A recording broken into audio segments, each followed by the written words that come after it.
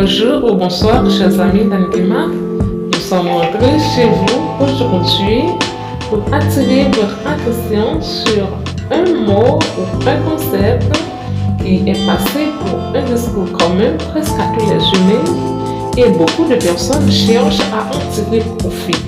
Ce mot est miracle.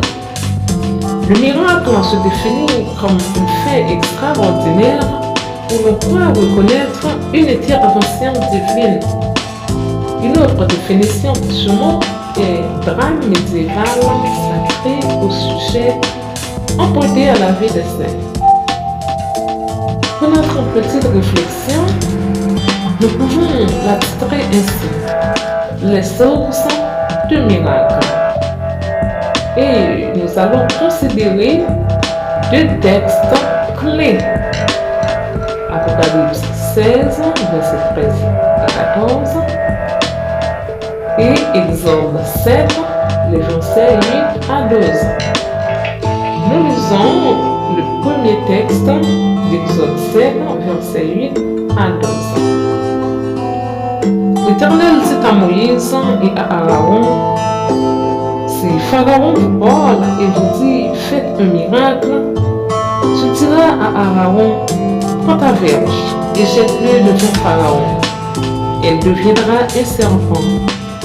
Moïse et Aaron allèrent auprès de Pharaon et ils firent ce que l'Éternel avait ordonné. Aaron jeta sa verge devant Pharaon et devant ses serviteurs, et elle devint un serpent. Mais Pharaon appela des sages et des enchanteurs, et les magiciens d'Égypte, eux aussi, en firent autant par leurs enchantements. Ils jetèrent tous leurs verges, et elles devinrent des serpents. Et la verge d'Aaron engloutit leurs verges.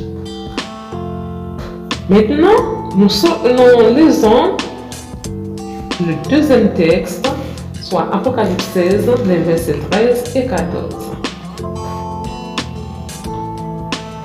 Et je vis sortir de la bouche du dragon et de la bouche de la bête et de la bouche du faux prophète 3 esprits impurs, semblables à des grenouilles. Car ce sont des esprits de démons qui font des prodiges et qui vont vers les rois de toute la terre afin de les rassembler pour le combat du grand jour du Dieu Tout-Puissant.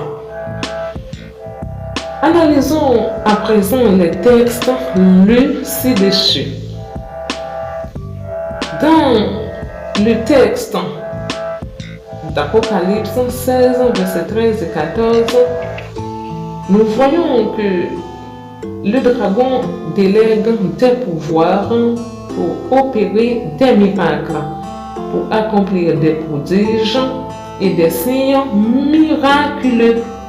Donc, il est une source de pouvoir.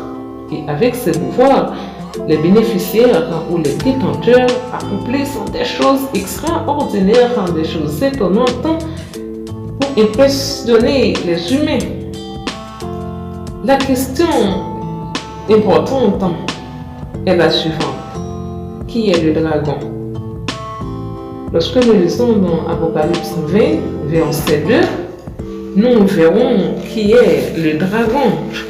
Apocalypse 20, le verset 2 nous dit: il saisit le dragon, le serpent ancien qui est le diable et Satan. Le dragon est le serpent ancien, le diable et Satan. Le diable, c'est l'ennemi de Dieu et de nos âmes. Dans ce même texte, il mentionne que l'Éternel est le Dieu Tout-Puissant, d'après la traduction de l'Association internationale des Gédéons. Dans le deuxième texte, nous pouvons voir que Moïse recevait le pouvoir aussi d'opérer des signes miraculeux. D'après ce texte, c'est Dieu, l'Éternel, qui est la source des pouvoirs de Moïse. Et nous découvrons que l'Éternel est le Dieu Tout-Puissant. Nous pouvons comprendre qu'il existe 2 entités capables de donner des pouvoirs aux humains pour opérer des miracles, le dragon et l'Éternel. Ce qui dit, il existe deux sources desquelles on peut puiser de puissance pour opérer des signes et des prodiges. Voyons dans le récit d'Exode 7 comment que Moïse opère un signe et les enchanteurs égyptiens font de même. Cependant, il est à souligner que c'était toute une compétition. Moïse opère des signes et les Égyptiens, les magiciens d'Égypte en font autant. Cela veut dire que le dragon est une source abondante, une source profonde où l'on peut trouver de pouvoir, de puissance pour opérer des signes et des prodiges. Et on peut faire beaucoup avec le pouvoir du dragon.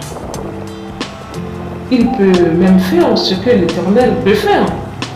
Lisons dans le récit d'Exode, le même récit d'Exode, où Dieu a dit à Aaron de faire quelque chose et le dragon qui a donné le pouvoir aux magiciens d'Égypte en font autant. Lorsque nous lisons au verset 21, il dit les poissons qui étaient dans le fleuve périrent, le fleuve se corrompit, les Égyptiens ne pouvaient plus boire l'eau du fleuve et il y eut du sang dans tout le pays d'Égypte. Mais les magiciens d'Égypte en firent autant par leurs enchantements. Vous voyez que Dieu a ordonné à Aaron et à Moïse d'étendre la verge sur les eaux des Égyptiens, sur les rivières, sur les ruisseaux, pour devenir du sang, et les magiciens en font autant.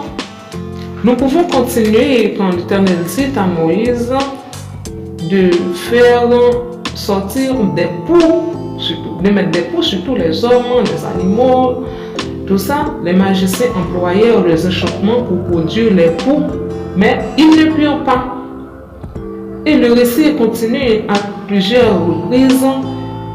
Les magiciens ne peuvent pas faire les mêmes choses que Pharaon et que Aaron et Moïse ont fait. Cela veut dire que le pouvoir du dragon a de limites. Bien que sa source soit intarissable, soit profonde et abondante, mais elle n'est pas intarissable. Donc, chers amis, il n'y a aucun problème de s'attendre à un miracle, puisque la souffrance, sous n'importe quelle forme que ce soit, n'est pas quelque chose de plaisant. L'essentiel est de pouvoir identifier la source du miracle dont vous jouissez les bienfaits. Car et Satan et l'Éternel peuvent faire des prodiges, opérer des miracles. La seule différence, Dieu est le plus fort. L'une des preuves se trouve dans la scène qui se déroulait dans Exode 7, versets 8 à 12, où le serpent d'Aaron avalait ceux des magiciens d'Égypte. Ce qui est plus intéressant, c'est qu'un seul serpent engloutit tous les autres. Celui qui engloutit les autres est le serpent de l'Éternel. Donc, il est le plus fort. Alors, chers amis, soyez intelligents, choisissez le plus fort et surtout, c'est la bénédiction de l'Éternel qui enrichit. Il ne la fait suivre d'aucun chagrin. Ainsi,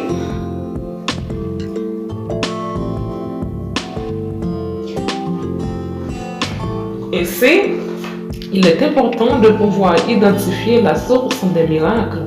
Rappelons-nous que Pierre a guéri par compassion au nom de Jésus, mais non pour montrer sa capacité ou sa force. Sa source était l'Éternel.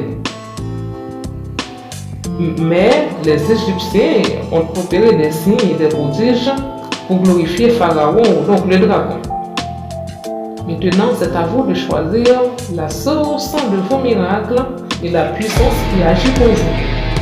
C'était une petite réflexion autour du conseil miracle. Nous attendons vos commentaires. Au revoir et à bientôt.